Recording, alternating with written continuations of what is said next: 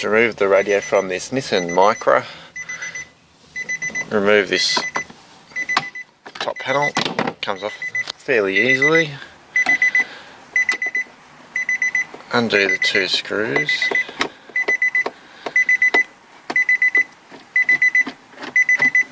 I might have to remove that key because that's annoying.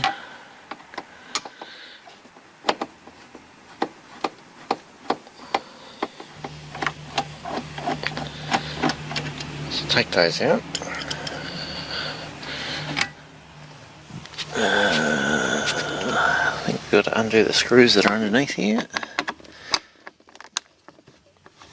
Can't really remember. It's been a little while. Dropped that on the ground, but anyway.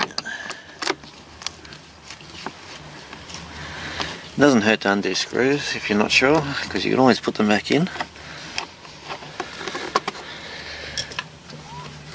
This trim should come out. No, the whole thing comes out.